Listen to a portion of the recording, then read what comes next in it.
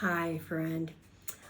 I want to talk to you today about appreciation and the impact it's had on my life and how I thought I was a really appreciative person and that I believed in appreciation.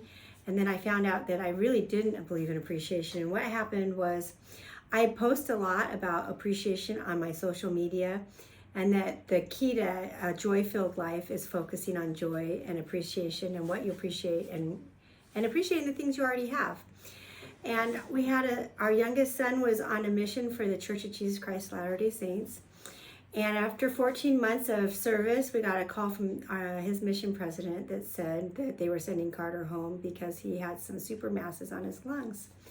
And about 10 days later, after a lot of tests and time in the hospital, we found out that Carter had cancer covering 100% of his lungs, his kidneys, his throat, his lymph nodes, his sacrum bone, and his hip bones, and his kidneys. And so I was kind of in shock that it was so extensive and it was an aggressive cancer.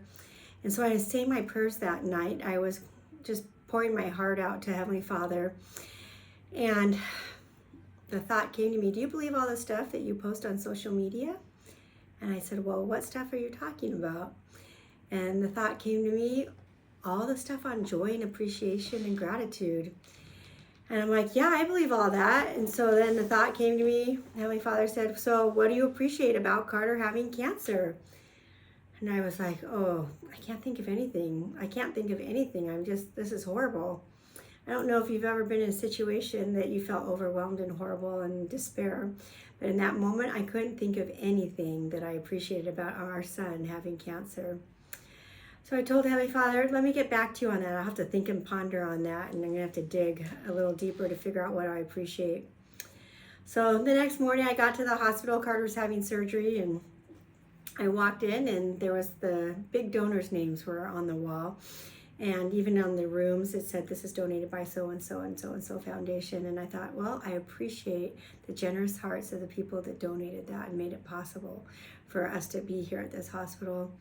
And then I went to Carter's room, and there was an orderly there that was going to be taking Carter to his surgery, and he had the best personality and really made us laugh. And I thought, I really appreciate this kid. He's awesome.